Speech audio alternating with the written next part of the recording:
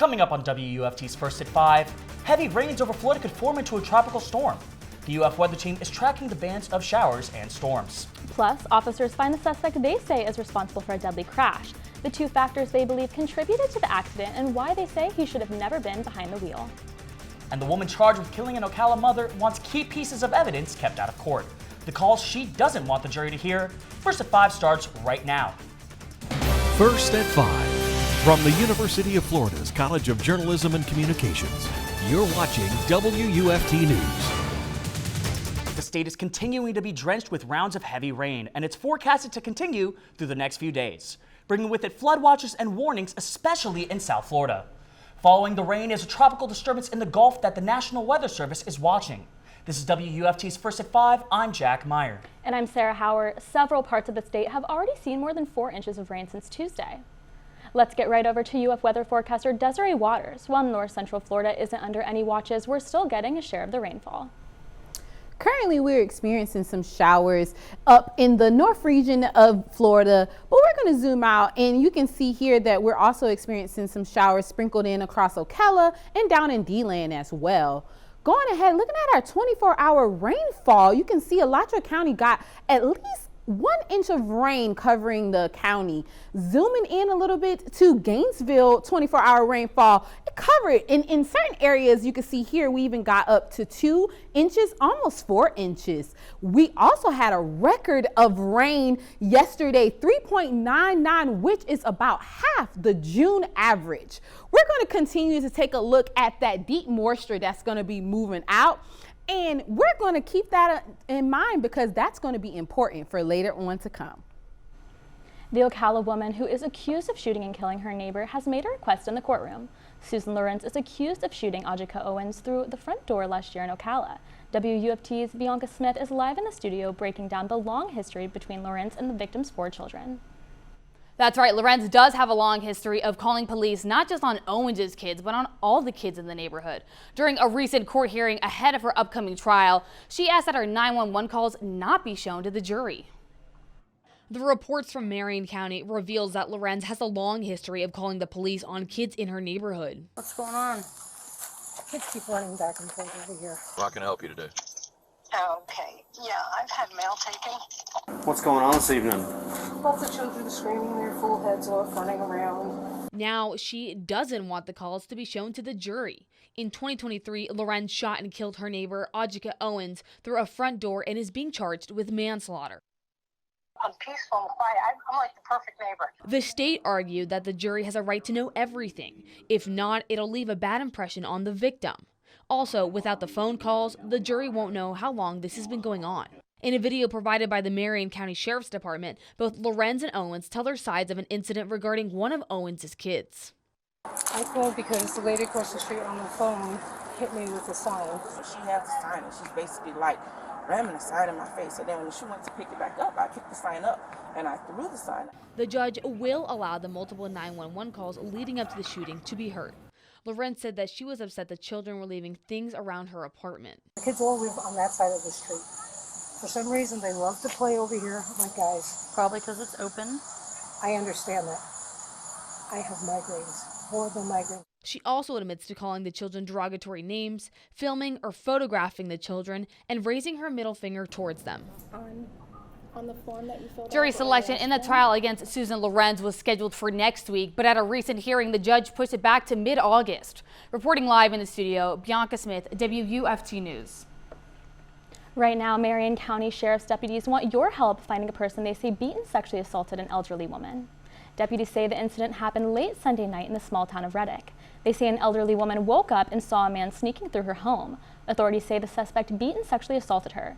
Detectives need your help finding the person responsible, and they also want you to be a good neighbor and check on the elderly community. Remind them to lock their doors and to consider installing security cameras. An Ocala teen is behind bars charged with DUI manslaughter for a deadly crash that happened earlier this year. Investigators say back in February, 17-year-old Frank Scudder IV was driving the car that hit and killed a husband and wife on Southeast 36th Avenue. Detectives found that Scudder was going 120 miles per hour, and there was no evidence of braking. A blood test revealed he was well over the legal limit at .188. Scudder went to the hospital for his injuries, but the couple he allegedly hit was pronounced dead on the scene. A motorcycle crash in Ocala has left 2 people in critical condition. Authorities say the accident occurred at the 7-Eleven on North Pine Avenue. An officer attempted to stop the motorcycle, but instead the driver kept going before running through a stoplight. We're told the motorcycle crashed into a southbound Marion County government vehicle. The motorcycle driver and passenger sustained critical injuries and were taken to the hospital for treatment. Alachua County Sheriff's deputies say scammers are pretending to be them, and they want you to be aware. These scammers call citizens and pose as Alachua County Sheriff's Office deputies, saying that they have either missed jury duty or have a warrant and must immediately pay money, usually a gift card or cryptocurrency. The Sheriff's Office says any professional law enforcement agency will never call you and demand money. They advise anyone who gets a call from someone identifying themselves as a deputy and demanding payment to hang up. Today, Governor Ron DeSantis signed a $116 billion budget for the next fiscal year, which will start July 1st. The governor vetoed more than $1 billion worth of various projects before signing it. The budget includes things such as increased funding for public schools and pay raises for state employees. A related tax package includes a series of sales tax holidays. Speaking at a bill signing ceremony, DeSantis said his veto action put spending below the total for the current fiscal year, while still funding programs in education, conservation, transportation, and infrastructure. We've shown how it's done. I want to thank the legislature for all their hard work. I'm proud of what this will do for the state as we continue our momentum going forward. This is the place to be. The state budget was unanimously approved by the Florida Senate and only had 3 no votes in the House when it was passed in March. Flooding in South Florida is causing some issues in the area. We bring you the latest from South Florida And tell you what we can expect out of the weather in our area. Coming up on WUFT News First at 5, stay with us. You're watching WUFT-TV News. Today marks the 8-year anniversary of the Pulse nightclub mass shooting, where a gunman opened fire and killed 49 people. Prior to the shooting, Pulse was a popular LGBTQ+ club in the Orlando area. It is the deadliest attack on their community in U.S. history, as well as the worst mass shooting to ever take place in the state of Florida. The city of Orlando holds an event every year to honor the victims, their families, survivors, and first responders. The event starts with ringing 49 bells as a tribute to each life lost in the tragedy. The city is also holding a Remembrance Day blood drive. The latest economic numbers show inflation is starting to ease, and it could signal good news for consumers as economic leaders meet to discuss interest rates. As Bree Jackson reports, consumers are ready to ease the burden on their wallets. New numbers show inflation may be easing its grip on the economy, but prices remain high. Just ask Tiani Craig, a realtor and a mother of 2. It's a lot to balance, between not making as much in the market and trying to keep the family going. The Federal Reserve announcing its latest decision on interest rates. Decided to leave our policy interest rate unchanged and to continue to reduce our securities holdings. A decision affecting everything from credit cards to mortgage rates. We need interest rates to go down. We need mortgage rates to go down. Consumer Price Index data released today paints a rosier picture, showing prices ticked up just 3.3% in May compared to the same time last year, a sign inflation is cooling. The economic news follows last Friday's jobs report, which was much stronger than economists expected, with unemployment remaining at a low 4%. Still, families planning vacations this travel season are feeling the pinch. We jumped on this really good hotel deal in Dominican Republic earlier this year, but now we can't afford the plane tickets to get there. Financial experts say this could be a summer of value for consumers. A lot of the big retailers are actually cutting prices on a lot of things. You'll see goods prices maybe start to retrench and go back. More good news, falling prices at the pump may provide some relief for those considering road trips. In Washington, Bree Jackson, NBC News. Sarasota set a new record Tuesday night for the most precipitation in a 1-hour span. The National Weather Service says between 7 and 8 p.m., the city saw 3.93 inches of rain. Throughout the whole day, Sarasota saw almost a month's worth of rainfall, and more heavy rain cycles are possible for the region later this week. The Weather Prediction Center issued South Florida a 2 of 4 flood threat for Wednesday, Thursday, and Friday. This weather system still has a 20% chance of becoming the first tropical depression of this year's hurricane season. The flash flood and severe thunderstorm warnings are causing issues for travelers.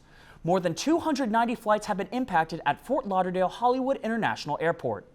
Travelers at Miami International Airport, where there were more than 400 impacted flights, experienced similar flight disruptions due to the weather. 2 flights from Gainesville coming from Miami and Fort Lauderdale are among those delayed today. The total rainfall is expected to be in the double digits in some areas by the end of the week. Taking a look at that storm tracker, we have some record rainfall in Alligator Alley getting over a foot of rain. We're going to take a look at that next. You're watching WUFT-TV News.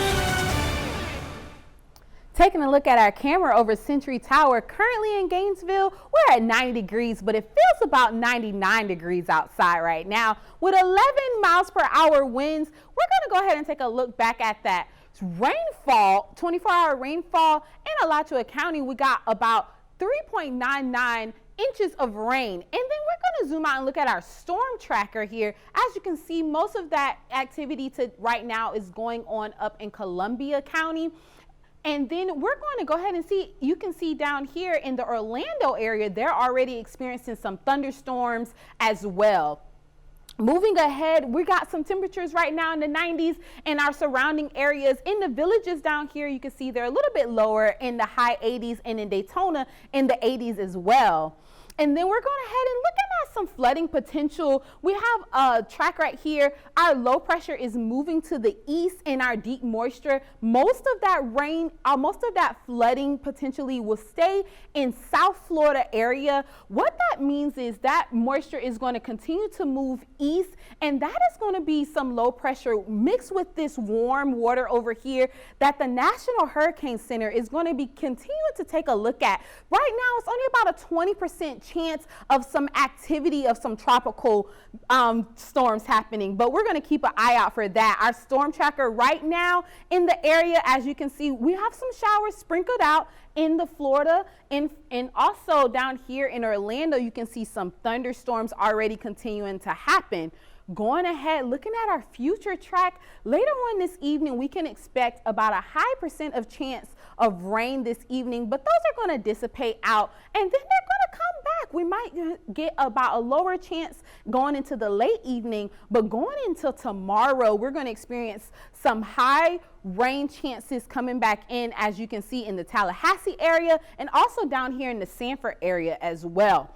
So we're going to continue to keep monitoring that rain for that future track going into Thursday evening as well.